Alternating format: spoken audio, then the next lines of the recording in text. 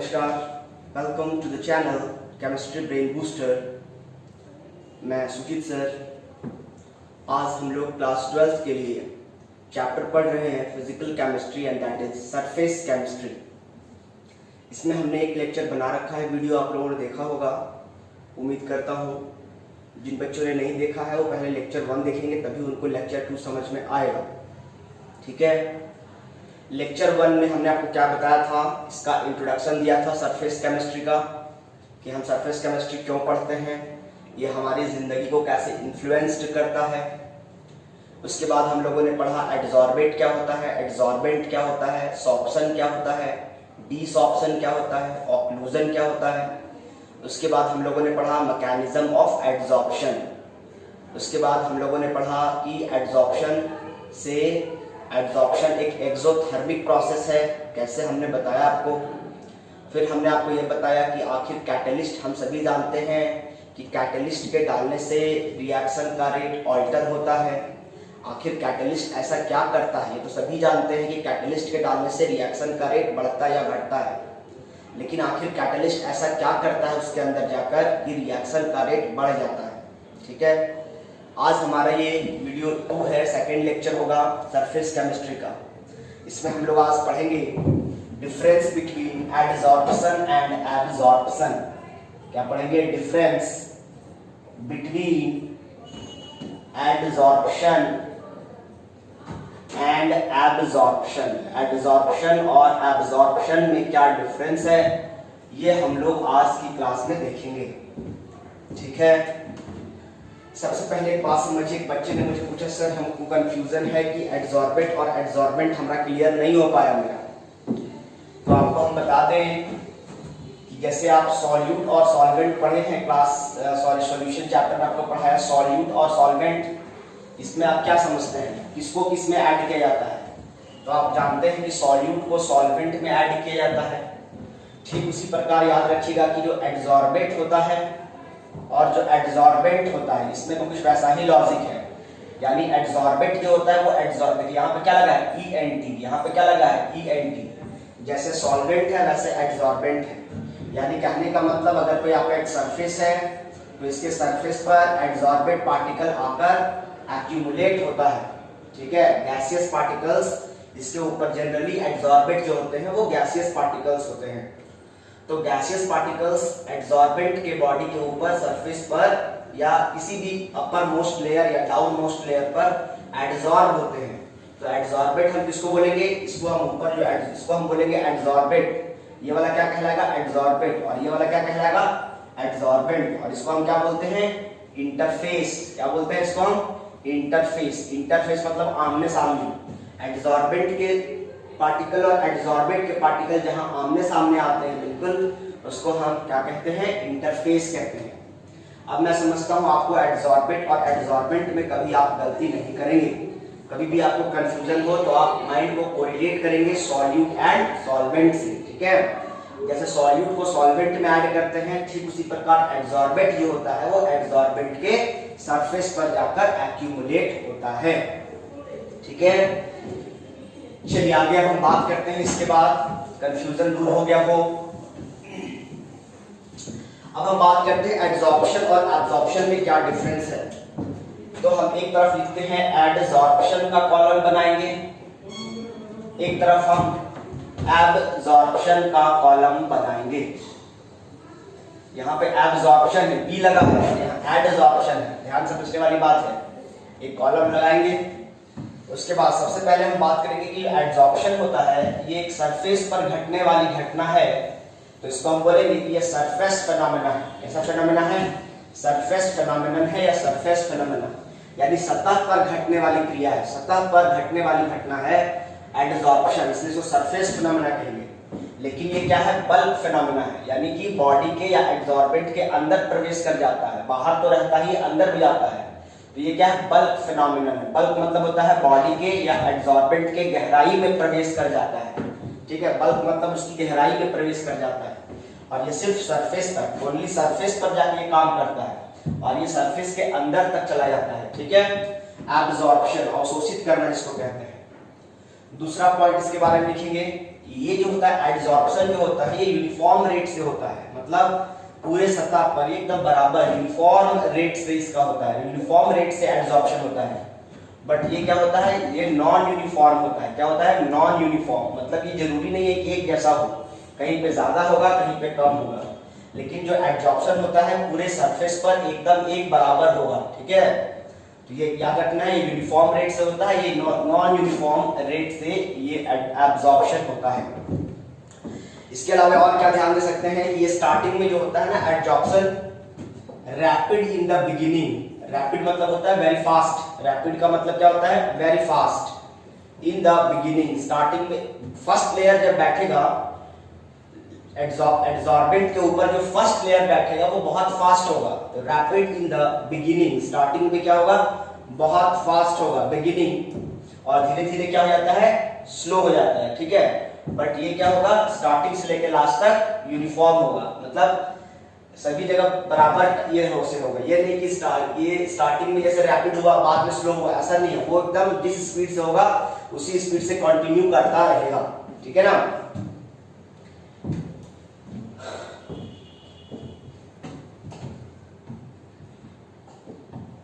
तो यहाँ पे हम इसको ऐसे बोल सकते हैं। उसके बाद अगला पॉइंट हम और क्या आपको बता सकते हैं, इसमें क्या होता है, अगर हम एडजॉर्प्शन की बात करें तो ये डिपेंड करता है सरफेस एरिया पे डिपेंड करता है। ठीक है, it depends on surface area, it depends on surface area of adsorbent. Adsorbent का अगर सरफेस एरिया ज्यादा होगा तो एड्सॉर्प्शन भी ज्यादा होगा। ठीक है, यानी adsorption is directly proportional to surface area. कहने का मतलब अगर छोटा कोई सरफेस है और एक बड़ा सरफेस है तो ज्यादा धूल पार्टिकल इसमें बैठेगा, इसमें तो कम एरिया है, इसमें धूल पार्टिकल तो कम ही बैठेगा, लेकिन इसका एरिया अगर ज्यादा है तो इसमें धूल पार्टिकल क्या होंगे, ज्यादा बैठेंगे। एड्सॉर्बेंट को बैठने के लिए जगह ज्यादा मिल रहा है, तो सरफेस एरिया ज्यादा रहेगा तो एड्सॉर्प्शन ज्यादा होगा। ये सरफेस एरिया पे डिपेंड करता है। बात समझ में आ रहा है, जब देखते जाइए इसको, लिखते जाइएगा, कॉपी बनाते जाना है। ठीक है, ये क्या होता है, इंडिपेंडेंट ऑफ सरफेस एरिया होता है। सरफेस एरिया मतलब सिर्फ सतह की बात की जा रही है, तो क्या होता है, इंडिपेंडेंट ऑफ सरफेस एरिया होता है। क्या होता है, independent of surface area, surface area पे निर्भर नहीं करता है। ये रैपिड होता है, जबकि ये क्या होता है, यूनिफॉर्म होता है, uniform through out the process, पूरे प्रक्रिया में एक बराबर स्पीड से ये होता है। यहाँ पे यूनिफॉर्म रेट हमने क्या बताया, यूनिफॉर्म, इसको क्या सकते हैं, रेट यहाँ नहीं बोलिए, इसको बोलिए कि यूनिफॉर्म ओवरऑल द सरफेस, पूरे सतह पर एकदम बराबर लेयर बनाएगा। ठीक है, कहीं ज्यादा कहीं कम ऐसा नहीं, बट ये क्या होता है, non uniform over the surface, surface पर ये नॉन यूनिफॉर्म होता है। ठीक है, तो ये हो गया आपका पॉइंट। ठीक है, अब एग्जांपल के बारे में अगर हम बात करेंगे तो इसका एग्जांपल आप दे सकते हैं। जैसे एग्जांपल अगर आप देना चाहते हैं तो एग्जांपल लिख सकते हैं, NH3 जो होता है अमोनिया जिसको हम कहते हैं, ये क्या होता है, एड्सॉर्ब होता है चारकोल पे। इस पे क्या होता है, चारकोल, चारकोल समझते हैं आप, कोयला जिसको हम कहते हैं, कोल, चारकोल, लकड़ी के कोयला को हम चारकोल कहते हैं बेसिकली। ठीक है, तो NH3 को क्या कहते हैं, चारकोल कहते हैं। या जब कोयला को जला देने के बाद उससे जो धुआं निकलने के बाद जो अवशेष बच जाता है, खाली धुआं निकालना, हीट नहीं, देखते हैं जिसको हम पोड़ा कोयला कहते हैं। यानी कोयला को अगर आप जला दीजिएगा थोड़ा सा, उसमें जो भी चीजें हैं अवांछनीय वो जल के धुआं बन के निकल जाएगा। थोड़ी देर के बाद कोयला से क्या निकलता है, कोयला लाल हो जाता है। तो कोयला को लाल नहीं होने देना है, कोयला को जला के उसको बुझा दीजिए, थोड़ा सा जला के धुआं निकल जाए, उसको बुझा दीजिए, तो कोयला हल्का हो जाता है, उसमें सिर्फ हीट कंटेंट बच जाता है। ठीक है, बाकी अवांछनीय जो अनडिजायरेबल सब्सटेंस है वो खत्म हो जाते हैं। यानी कोयला को हीट करेंगे तो क्या बनता है, हीट करके बुझा देने पे क्या बनता है, चारकोल बनता है। बात समझ में आ रहा है। तो अमोनिया एक गैस है और जब ये चारकोल के ऊपर बैठता है तो ये क्या कहलाता है, एड्सॉर्प्शन कहलाता है। क्या कहलाता है, एड्सॉर्प्शन कहलाता है। उसी प्रकार अगर आपके पास क्या है, KCl, पोटेशियम क्लोराइड जो होगा, जब ये कैल्शियम क्लोराइड की बात करेंगे या कैल्शियम क्लोराइड को हम पोटेशियम क्लोराइड के ऊपर रखते हैं, तो लेकिन ध्यान रखना चाहिए, अगर कोई चीज सूखा है और कोई चीज गीला है, अगर कोई चीज पहले से गीला है, इसमें पहले से मॉइस्चर कंटेंट है, उसके ऊपर पहले से अगर वाटर मौजूद उसमें है, तो फिर तो उसमें दिक्कत होगा ना। यानी कहने का मतलब अगर आपके पास CaCl2 suppose that calcium chloride है, ये ड्राई स्टेट में, किस स्टेट में, एनहाइड्रस है। क्या है, एनहाइड्रस, मतलब इसमें पानी का कंटेंट नहीं है।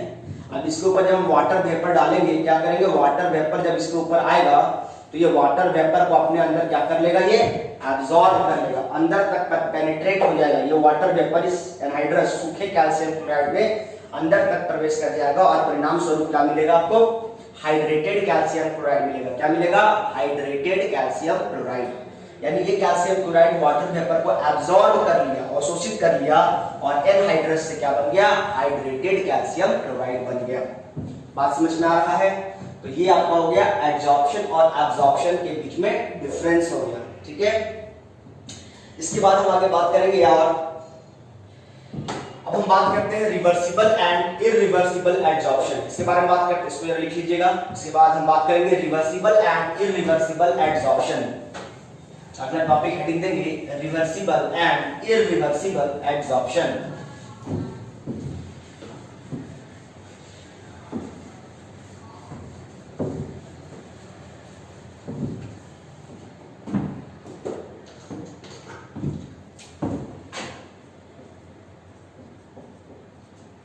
Reversible and irreversible adsorption. अब हम चूंकि हमारे चैप्टर का मेन थीम एडजॉर्प्शन को पढ़ना है, इसीलिए हम ज्यादातर हम एडजॉर्प्शन के बारे में बात करेंगे। देखिए रिवर्सिबल का मतलब होता है, जैसे मान लीजिए अगर कोई सरफेस है, ठीक है, ये आपका एडजॉर्बेंट है, इसके ऊपर अगर कोई एडजॉर्बेंट पार्टिकल आकर एक्यूमुलेट हो गया है, ठीक है,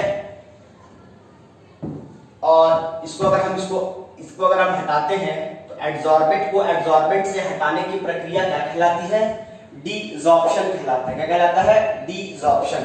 तो जब एडजॉर्बेंट को अगर एडजॉर्बेंट से हम रिमूव करते हैं, अगर इसको हटाते हैं और हटाने के परिणाम स्वरूप इसका जो सरफेस पहले जो था फिर से हमको वही सरफेस मिल जाए, यानी जैसा सरफेस पहले था एडजॉर्बेंट का फिर से हमको वही सरफेस मिले, उसमें कोई चेंजेस नहीं आए, मतलब एडजॉर्बेंट को हम इजीली रिमूव कर सकते हैं और रिमूव करने के दौरान एडजॉर्बेंट में कोई डैमेज नहीं हो, इसका सरफेस फिर से पहले की तरह मिल जाए, तो इसको हम क्या कहेंगे, रिवर्सिबल एडजॉर्प्शन कहेंगे। क्या बोलेंगे, रिवर्सिबल एडजॉर्प्शन। जैसे कहने का मतलब मान लीजिए कि ये बोर्ड के ऊपर मैंने इंक से लिख दिया और लिखने के बाद मैंने इसको क्या किया, मिटा दिया, तो फिर से क्या हुआ, फिर सरफेस पहले की तरह मिल गया मुझे। क्या मुझे सरफेस बिल्कुल जैसा पहले था बिल्कुल वैसा मिल गया, तो हम बोलेंगे रिवर्सिबल एडजॉर्प्शन हुआ। जैसे टेबल के ऊपर धूल बैठ गया तो कपड़ा से धूल को हटा देंगे, पोंछ देंगे, ठीक है, तो क्या हो जाएगा, या पानी गिर गया टेबल पे उसको पोंछ देंगे, ठीक है, तो क्या हो जाएगा, वो फिर से पहले की तरह सरफेस बन जाएगा कि नहीं बन जाएगा। तो कहने का मतलब अगर सरफेस फिर से पहले की तरह मिल जाता है डिसॉर्प्शन के बाद, तो हम उस वैसे एडजॉर्प्शन को रिवर्सिबल एडजॉर्प्शन कहते हैं। लेकिन अगर मान लीजिए कि आपके पास लोहा है, सपोज दैट आयरन है, या कह लीजिए गोल्ड है या सिल्वर है, इसके ऊपर अगर मान लीजिए, या कहने का मतलब मान लीजिए आयरन है, थोड़ी देर के लिए मान लीजिए क्या है, ये आयरन है और इसके ऊपर ऑक्सीजन के पार्टिकल आकर सेट हो गए हैं। अब ऑक्सीजन के पार्टिकल आयरन के साथ कंबाइन करेंगे तो क्या बना देगा, Fe2O3 बना देगा, रस्ट बना देगा, कोरोजन हो जाएगा ना, कोरोजन हो जाएगा। तो जब कोरोजन हो जाएगा तो उससे क्या होगा कि इसको इसके साथ केमिकल बॉन्डिंग कर लेता है, एडजॉर्बेंट और एडजॉर्बेंट के बीच में क्या हो जाता है, केमिकल बॉन्डिंग बन जाता है, एक स्ट्रॉन्ग फोर्स ऑफ अट्रैक्शन से बन जाते हैं। अगर हम यहाँ से इस ऑक्सीजन को हटाना चाहते हैं तो हटाने के दौरान इसको हटा तो देंगे, कैसे हटाएंगे, सैंड पेपर से रगड़ रगड़ के इसको हटा देंगे, हटाएंगे तो जरूर, लेकिन उससे क्या होगा, उसका जो सरफेस था वो सरफेस पहले की तरह नहीं रह जाएगा, वो सरफेस डैमेज हो जाएगा और फिर उसके नीचे वाला सरफेस हमको दिखाई देगा। उसके ऊपर वाला जो सरफेस था वो सरफेस को डैमेज करना पड़ेगा, सरफेस को भी हटाना पड़ेगा, तब जाकर के फिर हमको दूसरा साफ सरफेस देखने को मिलेगा। यानी क्या हमने जब इसको इस एडजॉर्बेंट से एडजॉर्बेंट यानी ऑक्सीजन को जब हमने हटाया तो क्या हटाने के बाद फिर से पहले की तरह हमको आयरन का टुकड़ा मिला, नहीं मिला। उस आयरन के टुकड़े में क्या हो गया, एक लेयर घट गया, सैंड पेपर से रगड़ने की वजह से उसका सरफेस क्या हो गया, डैमेज हो गया। यानी पहले की तरह हमको सरफेस, पहले वाला सरफेस नहीं मिला, तो हम इसको क्या बोलेंगे, इरिवर्सिबल एडजॉर्प्शन बोलेंगे। तो रिवर्सिबल का मतलब पहले की तरह सरफेस बिल्कुल बिल्कुल पहले वाला एज इट इज सरफेस हमको मिल जाए तो उसको रिवर्सिबल कहते हैं, और पहले की तरह सरफेस नहीं मिले डिसॉर्प्शन करने के दौरान या डिसॉर्प्शन के बाद तो हम उस तरह के एड्सॉर्प्शन को इरिवर्सिबल एड्सॉर्प्शन कहते हैं। बात समझ में आ रहा है? चलिए, तो हो गया आपका रिवर्सिबल एड्सॉर्प्शन और इरिवर्सिबल एड्सॉर्प्शन। इसके बाद हम बात करते हैं, अब हम बात करेंगे कैरेक्टरिस्टिक्स, बात करेंगे इसकी बात करेंगे कैरेक्टरिस्टिक्स ऑफ एड्सॉर्प्शन। एड्सॉर्प्शन की क्या विशेषता है इसके बारे में हम बात करेंगे। तो अगला हेडिंग आपको देना है कैरेक्टरिस्टिक्स ऑफ एड्सॉर्प्शन। कैरेक्टरिस्टिक्स मतलब होता है विशेषता जिसके लिए वो जाना जाता है। कैरेक्टरिस्टिक्स, कैरेक्टरिस्टिक्स स्पेलिंग चेक कर लीजिएगा, कैरेक्टरिस्टिक्स ऑफ एड्सॉर्प्शन।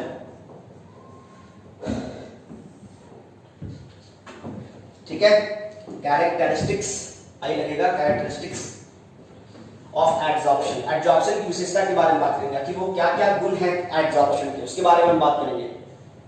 तो सबसे पहले एक बात आप समझ लीजिए कि जो एड्सॉर्प्शन होता है, मैंने आपको बता रखा है कि जो एड्सॉर्प्शन जब होता है तो एड्सॉर्प्शन जैसे ही होता है, यानी एड्सॉर्बेंट पार्ट, हमने बताया है कि कोई एड्सॉर्बेंट का जो सरफेस होता है वो अनस्टेबल स्टेट में होता है। किस स्टेट में होता है? अनस्टेबल स्टेट में। इसका जो अपर मोस्ट लेयर है ये सारे अनस्टेबल स्टेट में है। तो जैसे ही इसके ऊपर एड्सॉर्बेंट पार्टिकल आकर एक्यूमुलेट होगा, बैठेगा, सेट होगा, तो जैसे ही इसके ऊपर एक्यूमुलेट होगा वैसे ही क्या होता है, यहाँ पर एक फोर्स ऑफ अट्रैक्शन से एड्सॉर्बेंट और एड्सॉर्बेंट बंध जाता है। यानी ये जो एड्सॉर्बेंट का जो पार्टिकल है, ये एड्सॉर्बेंट के पार्टिकल क्या करेंगे, इस एड्सॉर्बेंट को एक फोर्स ऑफ अट्रैक्शन से पकड़कर रखेंगे, बांध कर रखेंगे। फोर्स ऑफ अट्रैक्शन दो तरह का होता है, बताएंगे, एक स्ट्रांग होता है, एक वीक होता है। लेकिन फिलहाल इतना समझिए कि एड्सॉर्बेंट और एड्सॉर्बेंट के पार्टिकल आपस में एक दूसरे के साथ एक फोर्स ऑफ अट्रैक्शन से बंधे हुए होते हैं, यानी एक तरह का बॉन्ड का फॉर्मेशन करते हैं। और हम जानते हैं कि जब दो एटम आपस में कंबाइन करके जब एक मॉलिक्यूल का फॉर्मेशन करते हैं, जब मॉलिक्यूल बनता है तो उसके दौरान क्या होता है, एक एनर्जी लिबरेट होता है जिसको हम लैटिस इंथैल्पी कहते हैं। ठीक है, इसको हम क्या कहते हैं, लैटिस इंथैल्पी कहते हैं। पता है ना आपको, जब दो एटम आपस में कंबाइन करते हैं तो कंबाइन करके क्या बनाते हैं, मॉलिक्यूल बनाते हैं। ये दोनों एटम आपस में कंबाइन क्यों करते हैं? So that they become stable, और स्टेबल होने के लिए एनर्जी शुड बी लेस।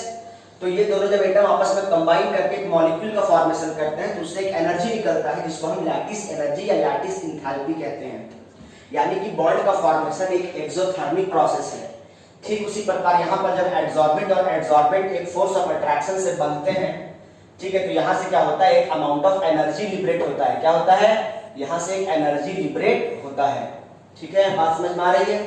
ये जो एनर्जी लिबरेट होता है, और इसी वजह से हम कहते हैं कि जो एड्सॉर्प्शन है वो एक एक्सोथर्मिक प्रोसेस है। एड्सॉर्प्शन क्या है? एक एक्सोथर्मिक प्रोसेस है, क्योंकि जब भी एड्सॉर्प्शन होगा उससे एक अमाउंट ऑफ एनर्जी रिलीज होता है। परिणाम स्वरूप इस बॉडी का या इस सरफेस का जो एनर्जी स्टोर्ड पहले से था, जो हीट कंटेंट था, वो सब क्या होता है, डिक्रीज कर जाता है। यानी कहने का मतलब जैसे ही इससे एनर्जी निकलेगा तो इस बॉडी के पास जो पहले से एनर्जी स्टोर था, ठीक है, मान लीजिए जी समझते हैं, गिब्स एनर्जी समझते हैं। गिब्स एनर्जी क्या होता है? गिब्स एनर्जी पहले समझिए, उसके बाद हम बताते हैं। कहने का मतलब है, अगर मान लीजिए कि आप एक समोसा खाते हैं और समोसा खाने से अगर आपको 10 कैलोरी की ऊर्जा लिबरेट होती है, टोटल एनर्जी कितना आपके पास, एक समोसा आपने खाया और उस समोसा को खाने के बाद जब वो समोसा डाइजेस्ट हुआ तो उससे आपके बॉडी को टोटल 10 कैलोरी ऊर्जा मिली। ये जो 10 कैलोरी ऊर्जा आपके बॉडी को मिली, ये दो भागों में डिवाइड हो जाता है। इस 10 कैलोरी यानी टोटल एनर्जी का कुछ हिस्सा आपको कार्य करने की क्षमता प्रदान करता है, यूजफुल वर्क में यूटिलाइज होता है, यूजफुल वर्क में ट्रांसफॉर्म होता है, जिससे आप बोल पाते हैं, चल पाते हैं, लिख पाते हैं, हंस पाते हैं, सो पाते हैं, बैठ पाते हैं। लेकिन इसी टोटल एनर्जी का कुछ हिस्सा ऐसा होता है जो आपके बॉडी को गर्म रखने में यूटिलाइज होता है, यानी आपकी बॉडी को गर्म करने के लिए स्टोर हो जाता है आपके बॉडी के सेल्स में। ठीक है, स्टोर्ड हो जाता है। ठीक है, stored in form of heat, in form of heat कह लीजिए, हीट के रूप में स्टोर हो जाता है। क्योंकि जब अगर आपके बॉडी का टेम्परेचर 37 डिग्री सेल्सियस रहना जरूरी है, अगर आपके बॉडी का टेम्परेचर 37 डिग्री सेल्सियस से कम हो जाएगा तो आपके शरीर के अंदर होने वाले बहुत सारे जो मेटाबॉलिज्म है, बहुत सारे होने वाले जो रिएक्शंस हैं, वो मेटाबॉलिज्म डिस्टर्ब हो जाएंगे। क्योंकि उसके अंदर जो एंजाइम्स है वो रिएक्शंस होते हैं, एक कैटलिस्ट होता है एंजाइम, बायो कैटलिस्ट। तो वो एंजाइम क्या करेंगे, वो काम करना बंद कर देंगे, क्योंकि एंजाइम जो होते हैं वो स्पेसिफिक टेम्परेचर पर ही काम करते हैं। और आपके बॉडी के अंदर जितने भी एंजाइम्स हैं वो सभी 37 डिग्री सेल्सियस पर कार्य करते हैं। तो जब तक वो एंजाइम कार्य नहीं करेंगे तब तक आपके बॉडी के अंदर मेटाबॉलिज्म नहीं होगा। तो उन एंजाइम को काम करवाने के लिए आपके बॉडी का टेम्परेचर 37 डिग्री सेल्सियस होना चाहिए। इसीलिए आपका शरीर क्या करता है, जो भी आप खाना खाते हैं उससे जो ऊर्जा निकलती है वो दो भागों में विभाजित हो जाती है। एक ऊर्जा आपको कार्य करने की क्षमता प्रदान करती है, तो टोटल एनर्जी का वो हिस्सा जो यूजफुल वर्क में खर्च होता है या यूजफुल वर्क में खर्च होने के लिए आपके बॉडी में स्टोर हो जाता है, या तो स्टोर हो गया या खर्च हो गया, तो इसको हम कहते हैं गिब्स एनर्जी। क्या कहते हैं इसको हम? Gibbs energy. टोटल एनर्जी का वो हिस्सा जो यूजफुल वर्क में खर्च होता है इसको हम गिब्स एनर्जी कहते हैं। और टोटल एनर्जी का वो हिस्सा जो आपको आपके बॉडी को गर्म रखता है, हीट में यूटिलाइज हो जाता है, इसको हम इंथैल्पी कहते हैं। क्या कहते हैं इसको? हम इंथैल्पी कहते हैं। इंथैल्पी को हम H से डिनोट करते हैं और गिब्स एनर्जी को हम G से डिनोट करते हैं। तो कहने का मतलब हर बॉडी के अंदर क्या होता है, एनर्जी स्टोर होता है गिब्स के फॉर्म में, इंथैल्पी के फॉर्म में। तो इससे क्या हुआ, जब एनर्जी निकला तो इसका गिब्स एनर्जी भी तो चेंज हो गया। एनर्जी निकला मतलब जितना एनर्जी स्टोर था उसमें सारा एनर्जी निकल गया। यानी कहने का मतलब इसका जो गिब्स एनर्जी, मान लीजिए इसका पहले गिब्स एनर्जी इनिशियल स्टार्टिंग में इस बॉडी का जो गिब्स एनर्जी था वो मान लीजिए 50 किलो जूल था, लेकिन जैसे ही इसके ऊपर एड्जॉर्प्शन हुआ और एड्जॉर्प्शन होने के बाद इसका गिब्स फाइनल एनर्जी जो हो गया, एनर्जी लूज होकर के 30 किलो जूल हो गया। कितना हो गया? 30 किलो जूल। तो चेंज इन गिब्स एनर्जी कैसे निकालेंगे, डेल्टा जी कैसे निकालेंगे? तो डेल्टा जी कैसे निकालते हैं, चेंज कैसे निकालते हैं? फाइनल माइनस इनिशियल निकालते हैं। तो फाइनल कितना आपके पास 30, इनिशियल कितना था 50, तो वैल्यू क्या आ गया? नेगेटिव। इससे क्या कंक्लूजन निकल के आया कि एड्जॉर्प्शन एक एक्सोथर्मिक प्रोसेस है और इसके परिणाम स्वरूप इसका जो गिब्स एनर्जी होता है वो डिक्रीज करता है, चेंज होता है। मतलब कैसे चेंज होता है? तो नेगेटिव आ रहा है, इसका मतलब घट गया। आपके पॉकेट में पहले 100 रुपया था, आपने 20 रुपया खर्च कर दिया, अब आपके पॉकेट में 80 रुपया बचा, तो चेंज कितना हुआ? -20 का चेंज हुआ, 20 रुपया निकल गया। तो आपके पॉकेट का पैसा घट गया कि बढ़ गया? घट ना गया। पहले 100 था अब 80 हो गया, घट गया। पहले 50 था अब 30 हो गया, तो घट गया, डिक्रीज किया, इसलिए नेगेटिव आ रहा है। और हम जानते हैं कि डेल्टा जी का वैल्यू अगर नेगेटिव आ रहा है तो प्रोसेस क्या होता है? वो स्पॉन्टेनियस प्रोसेस होता है, जो प्रक्रिया अपने आप होती है। यानी अपने आप होने वाली प्रक्रिया कैसे होती है? उसके अंदर जो ऊर्जा स्टोर है उसी को यूटिलाइज करके काम कर रहा होगा वो। तो कहने का मतलब है कि एड्जॉर्प्शन एक एक्सोथर्मिक प्रोसेस है और जिससे एनर्जी जब निकलती है तो इस बॉडी का जो एनर्जी है, गिब्स एनर्जी जो है वो क्या होता है? डिक्रीज करता है। यहां तक कोई दिक्कत नहीं है? यहां तक कोई दिक्कत नहीं है? अच्छा, इंथैल्पी जो इस बॉडी का है वो भी चेंज करता है। तो कहने का मतलब उसी प्रकार चेंज इन इंथैल्पी जब निकालेंगे तो ये भी नेगेटिव आता है, वो भी दर्शाता है कि इस बॉडी का चेंज इन इंथैल्पी क्या होता है? डिक्रीज कर रहा है। यानी इस बॉडी का इंथैल्पी डिक्रीज करता है, इस बॉडी का गिब्स एनर्जी डिक्रीज करता है। तीसरी बात क्या समझना है? ये तो हो गया पहला बात, ये हो गया दूसरा बात। इंथैल्पी समझ में आ गया है। इंथैल्पी मतलब heat content of the body. Enthalpy मतलब heat content of the body. क्योंकि इसका एनर्जी निकल रहा है, लिबरेट हो रहा है, तो गिब्स एनर्जी में भी लॉस होगा और हीट कंटेंट इंथैल्पी में भी लॉस होगा। दोनों लॉस हो रहा है, इसलिए दोनों को हमने नेगेटिव से दिखाया है। तीसरा बात समझिए एंट्रोपी। तीसरा बात क्या समझिए? एंट्रोपी। एंट्रोपी का मतलब क्या होता है? एंट्रोपी का मतलब होता है रैंडमनेस। एंट्रोपी का मतलब क्या होता है? रैंडमनेस। रैंडमनेस मतलब उछल कूद करने की क्षमता। अब एक बात बताइए, जब कभी देखे होंगे आप पेड़ से जब पत्ता टूट कर गिरता है तो जब हवा में होता है तो पेड़ का पत्ता इस तरह से डोलता हुआ नीचे आकर जमीन पर गिरता है। जब वो हवा में होता है, पेड़ से टूटकर जब जमीन की तरफ आकर्षित हो रहा होता है ग्रेविटेशनल फोर्स की वजह से, तो वो इस तरह से पेंडुलम की तरह से ये मोशन करते हुए इस तरह से आकर के जमीन पर बैठता है। जब तक वो हवा में है तब तक वो रैंडम मोशन कर रहा है, इधर उधर मूव कर रहा है, लेकिन जैसे ही वो जमीन पर आकर बैठ जाता है तो एक फोर्स ऑफ अट्रैक्शन से, वीक फोर्स ऑफ अट्रैक्शन से वो उसके साथ बंध जाता है जमीन के साथ। और इस प्रकार उस पत्ते का जो एंट्रोपी है, जो रैंडमनेस है, वो क्या हो गया? घट गया। यानी कहने का मतलब जो एड्सॉर्बेंट पार्टिकल, जब कोई एड्सॉर्बेंट होता है और ये हवा में होगा, ये अनस्टेबल है, ये क्या है? सरफेस इसका साफ है, ये भी हाईली अनस्टेबल स्टेट में है, एड्सॉर्बेंट का अपर मोस्ट लेयर।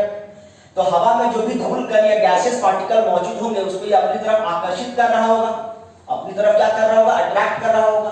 तो जब ये धूल कण हवा में मौजूद होंगे तब तो ये इधर उधर रैंडम मोशन कर रहे होंगे, लेकिन जैसे ही इसके ऊपर आकर ये एब्जॉर्ब हो जाएंगे, उसके बाद एक फोर्स ऑफ अट्रैक्शन से इसके साथ बंध जाएंगे। तो इनका रैंडमनेस पहले जितना था उतना ही रहेगा या घट जाएगा? घट जाएगा। तो हम कहेंगे एंट्रोपी को हम लोग एस से डिनोट करते हैं, तो चेंज इन एंट्रोपी क्या हो जाएगा? नेगेटिव, क्योंकि एंट्रोपी तो घट गया ना। पहले रैंडमनेस मान लो 5 था, अब रैंडमनेस 0 हो गया, तो चेंज कैसे निकालोगे? 0 - 5 यानी वैल्यू क्या आएगा? नेगेटिव। ये एडसॉर्बेंट का एंट्रोपी घट गया, ठीक है। लेकिन इसका क्या हुआ? डेल्टा जी और डेल्टा एच किसका घट गया? एडसॉर्बेंट का घट गया। यानी कैरेक्टरिस्टिक्स हम पढ़ रहे हैं, एडसॉर्प्शन जब होता है तो क्या क्या घटनाएं घटती हैं। तो हमने देखा कि बॉडी चूंकि एक एक्सोथर्मिक प्रोसेस है जिसकी वजह से इससे एनर्जी लिबरेट होता है एडसॉर्प्शन के दौरान, परिणाम स्वरूप उसका गिब्स एनर्जी, उसका एंथैल्पी और इसका एंट्रोपी डिक्रीज करता है। क्या ये तीनों पॉइंट आपको समझ में आया है? आ गया, ठीक है। ये सारी बातें आपको समझ में आ गया है। अब हम बात करते हैं टाइप्स ऑफ एडसॉर्प्शन। इसके बारे में बात करेंगे, टाइप्स ऑफ एडसॉर्प्शन के बारे में बात करेंगे।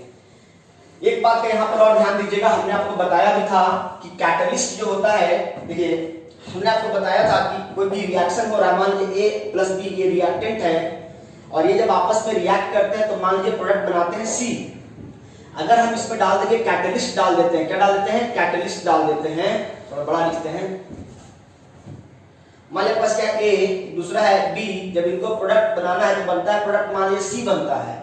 तो ये अभी नॉर्मल स्पीड से हो रहा है, लेकिन जैसे ही इसमें आप क्या डाल देंगे? कैटलिस्ट का एक टुकड़ा डाल देंगे, तो कैटलिस्ट के टुकड़ा डालने से रिएक्शन का रेट फास्ट हो जाता है, ठीक है। सपोज दैट अभी हम बात कर रहे हैं पॉजिटिव कैटलिस्ट की बात कर रहे हैं। क्या होता है पॉजिटिव कैटलिस्ट?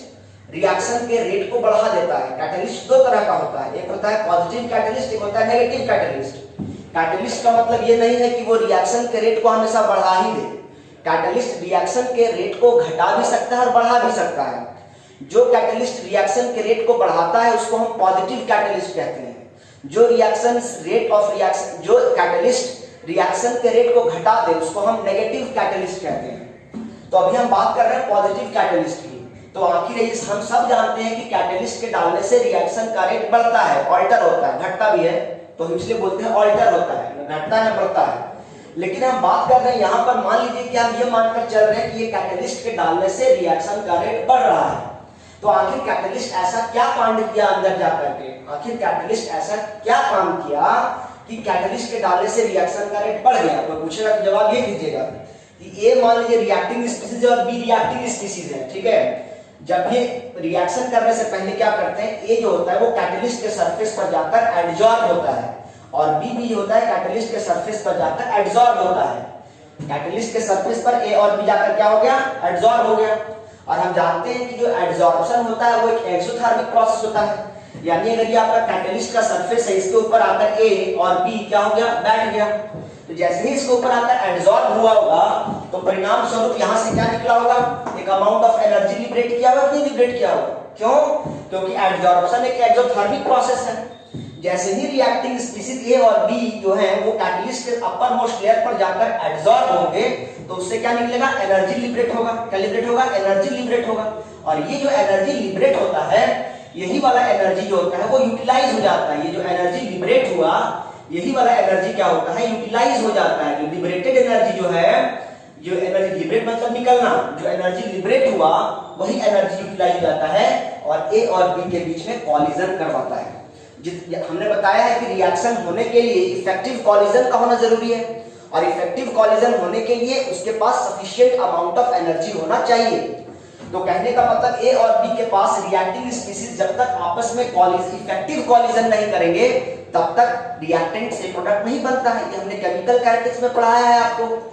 तो इफेक्टिव कॉलिजन होने के लिए उतना एनर्जी भी होना चाहिए, मिनिमम अमाउंट ऑफ एनर्जी होना चाहिए। तो कहने का मतलब जैसे ही ए और बी इसके ऊपर एडसॉर्ब होते हैं तो उससे एनर्जी लिबरेट होता है और यही वाला एनर्जी क्या होता है? यूटिलाइज हो जाता है। ए और बी को आपस में इफेक्टिव कॉलिजन करवाने के लिए पर्याप्त ऊर्जा का प्रबंध करता है और जिसके परिणाम स्वरूप ए और बी जल्दी जल्दी इफेक्टिव कॉलिजन करते हैं और सी प्रोडक्ट का फॉर्मेशन जल्दी जल्दी करते हैं। तो कैटलिस्ट के डालने से रिएक्शन का रेट बढ़ जाता है। ऐसा क्यों?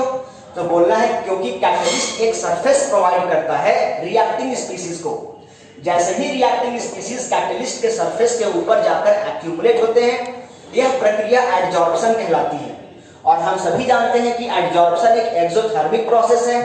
परिणाम स्वरूप यहां से ऊर्जा निकलती है और ये जो ऊर्जा निकलती है वही ऊर्जा का सदुपयोग यूटिलाइजेशन किया जाता है ए और बी रिएक्टिंग स्पीशीज का आपस में इफेक्टिव कॉलिजन करवाने के लिए। जितना जल्दी जल्दी इफेक्टिव कॉलिजन होगा उतना जल्दी जल्दी रिएक्टेंट से प्रोडक्ट का फॉर्मेशन होता है। बात समझ में आ रहा है? और इस प्रकार से रिएक्टेंट से प्रोडक्ट फास्ट हो जाता है। तो यहां पर हम पढ़ रहे थे अभी कैरेक्टरिस्टिक्स ऑफ एड्सॉर्प्शन। अब हम पढ़ेंगे टाइप्स ऑफ एड्सॉर्प्शन। क्या पढ़ेंगे इसके बाद? हम टाइप्स ऑफ एड्सॉर्प्शन।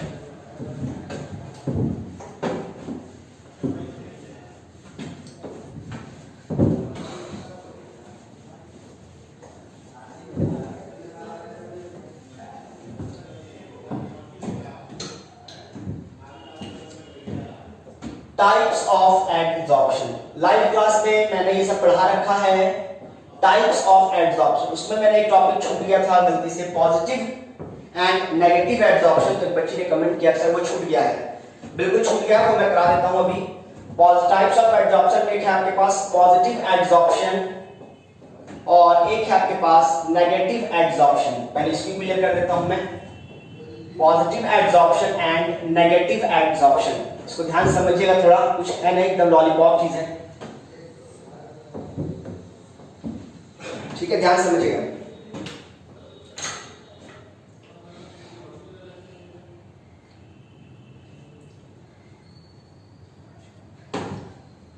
देखिए सबसे पहले बात करते हैं पॉजिटिव, उसके बाद हम बात करेंगे नेगेटिव। कहने का मतलब अगर मान लीजिए आपके पास ये एड्सॉर्बेंट है, क्या है आपके पास? एड्सॉर्बेंट। दोनों में एड्सॉर्प्शन ही लिखा हुआ है, ध्यान से समझिएगा, दोनों में एड्सॉर्प्शन ही है। जब कभी एड्सॉर्प्शन होता है तो कहने का मतलब ऊपर में अगर जब एड्सॉर्प्शन हो रहा है तो हाई प्रेशर में एड्सॉर्प्शन अगर करा रहे हैं तो एड्सॉर्प्शन होने के दौरान क्या होगा? सरफेस के ऊपर में एड्सॉर्बेंट पार्टिकल है, जो एड्सॉर्बेंट पार्टिकल है वो ज्यादा है और थोड़ा सा पार्टिकल इसके अंदर तक आ गया है, ठीक है? अंदर तक पार्टिकल बल्क में आ गया है। एक बात आप समझ लीजिए कि एड्सॉर्प्शन का मतलब सरफेस फिनोमेना होता है, सरफेस पर घटने वाली घटना। लेकिन अगर किसी कारणवश एड्सॉर्बेंट पार्टिकल जो है वो एड्सॉर्बेंट की सतह में अंदर तक हल्का सा प्रवेश कर गए हैं, ठीक है? हल्का सा प्रवेश कर गए हैं, बल्क में हल्का सा आ गए हैं, यानी कहने का मतलब बल्क में आना नहीं चाहिए, लेकिन अगर बल्क में हल्का सा आ गए हैं ड्यू टू किसी भी कारण की वजह से हो सकता है, अभी आपको आगे बढ़ना है, तो किसी भी कारण से अगर एड्सॉर्बेंट के पार्टिकल एड्सॉर्बेंट के अंदर बल्क में थोड़ा सा आ गए हैं, यहां कहने का मतलब है यहाँ 5 मीटर अंदर ऊंचाई तक है और यहाँ पर मात्र 0.5 मीटर है, यानी कहने का अंदर कम है और ऊपर ज्यादा है, तो इस तरह के एड्सॉर्प्शन को हम पॉजिटिव एड्सॉर्प्शन कहते हैं।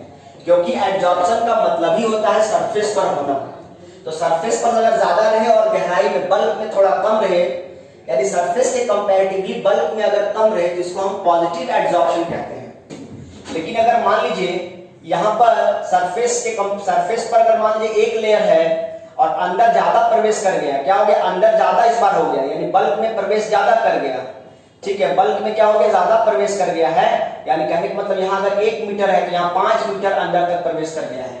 यानी एड्सॉर्प्शन का मतलब क्या होता है? सरफेस पर होने वाली घटना, और सरफेस पे कम है और बल्क में ज्यादा है, यानी एक तरह से देखा जाए तो ये एब्जॉर्प्शन हो गया। तो इसको हम एब्जॉर्प्शन बोलते हैं, इसको हम एड्सॉर्प्शन बोलते हैं। तो ये जो नेगेटिव एड्सॉर्प्शन है इसको हम क्या बोलेंगे? नेगेटिव बोलेंगे, क्योंकि ये एड्सॉर्प्शन जैसा होना चाहिए वैसा हो नहीं रहा है, ये तो एब्जॉर्प्शन की तरह हो रहा है, इसीलिए इसको हम नेगेटिव एड्सॉर्प्शन बोलेंगे। यानी सरफेस पर कम और बल्क में ज्यादा हो जाए, सरफेस के कंपैरेटिवली बल्क में डेंसिटी ज्यादा हो जाए तो हम उसको नेगेटिव एड्सॉर्प्शन बोलते हैं। और यहाँ पर अगर सरफेस पर ज्यादा हो जाए और बल्क में कम हो जाए तो उसको हम क्या बोलते हैं? पॉजिटिव एड्सॉर्प्शन बोलते हैं। जब देखिए दोनों को समझने की चेष्टा कीजिए।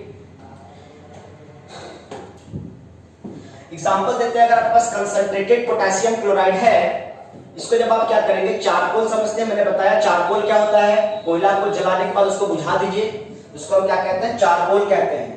तो कंसंट्रेटेड पोटेशियम क्लोराइड को जब आप चारकोल में ऐड करते हैं, जब आप कंसंट्रेटेड पोटेशियम क्लोराइड को चारकोल में, कैसा चारकोल में? तो ब्लड चारकोल में। कैसा चारकोल में? Blood charcoal. ब्लड का भी चारकोल, एक वुड चारकोल होता है, एनिमल चारकोल होता है, ब्लड चारकोल होता है, पढ़ाई क्या क्या होता है ये चीजें।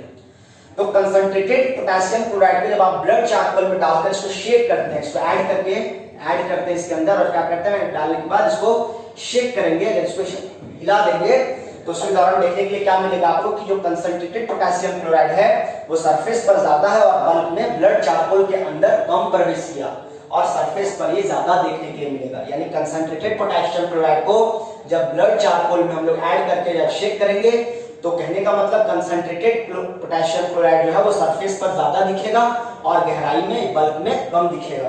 तो ये एक पॉजिटिव एडजॉर्प्शन का एग्जांपल हुआ। ठीक उसी प्रकार अगर हमको नेगेटिव एडजॉर्प्शन का एग्जांपल देखना है तो हम बोलेंगे कि जब हम मान लीजिए कि यहां पर हम कंसंट्रेटेड पोटेशियम क्लोराइड लिए थे, यहां पर लेंगे डाइल्यूट पोटेशियम क्लोराइड। क्या लेंगे? Dilute potassium chloride. और इसको हम क्या करेंगे, इसको भी हम ऐड करेंगे किसी भी चारकोल में। यहाँ पर red blood charcoal condition apply नहीं है, कोई भी रेड हॉट चारकोल में एकदम गर्म कोयला, एकदम आग निकलता हुआ धधकता हुआ कोयला में अगर इसको हम डालेंगे और डालने के बाद इसको हम शेक करेंगे तो शेक करने के बाद हमको क्या दिखाई देगा कि ये गर्म है, एकदम बिल्कुल गर्म है। यहाँ पे ये गर्म नहीं है, यहाँ पे क्या ये ठंडा है, ब्लड चारकोल नॉर्मल है। लेकिन ये वाला गर्म चारकोल है, अभी कोयला एकदम आग लग रहा है। जैसे कहने का मतलब आग जल रहा है, पानी मारेंगे तो पानी बुझेगा तो अंदर तक प्रवेश कर जाएगा तुरंत, क्योंकि वो गर्म था। तो कहने का मतलब जब रेड हॉट चारकोल होना जरूरी है। अगर हॉट चारकोल के ऊपर डाइल्यूट पोटेशियम क्लोराइड को ऐड करेंगे और शेक करेंगे तो क्या होगा, डाइल्यूट पोटेशियम क्लोराइड जो है वो इसके अंदर तक प्रवेश कर जाएगा, क्योंकि ये डाइल्यूट है और ये कंसंट्रेटेड है, ये हॉट है और ये कोल्ड है। इसमें अंतर समझिए। डाइल्यूट पोटेशियम क्लोराइड को जब रेड हॉट चारकोल के ऊपर डालकर शेक करेंगे तो डाइल्यूट पोटेशियम क्लोराइड सरफेस के कंपैरेटिवली अंदर ज्यादा प्रवेश कर जाएगा थोड़ी देर के लिए, उसके बाद ऊपर आ जाए अलग बात है। लेकिन इनिशियली क्या होगा, स्टार्टिंग में वो बल्क में ज्यादा प्रवेश कर जाएगा, इसीलिए हम उसको नेगेटिव एडजॉर्प्शन का एग्जांपल के तौर पर इसको हम पढ़ रहे हैं। क्या वीडियो सही चल रहा है? बिल्कुल सही चल रहा है, ठीक है। अब हम इसके बाद बात करते हैं। देखिए ऑनलाइन क्लास की क्वालिटी होती है, वो क्वालिटी शायद यहाँ पे नहीं मिल पा रहा होगा आपको, बट कंटेंट जो आपको मिल रहा है, जो कॉन्सेप्ट आपको मिल रहा है वो बहुत ही बेटर मिल रहा है। आपको किसी भी टॉपिक को मैं छोड़ता हुआ नहीं चल रहा हूँ, हर टॉपिक को डेप्थ में जाकर क्लियर करता हुआ चल रहा हूँ। तो थोड़ा सा कॉम्प्रोमाइज करना पड़ेगा। जो बच्चे अभाव में जीते हैं वो ज्यादा अच्छा करते हैं, तो अभाव में जीना सीखिए। तो आगे चलते हैं। इसके बाद हम टाइप्स ऑफ एडजॉर्प्शन की बात अगर हम बात करते हैं, एक और होता है physical adsorption and chemical adsorption. Physical adsorption and chemical adsorption एक दूसरा टाइप पढ़ेंगे हम टाइप्स ऑफ एडजॉर्प्शन में।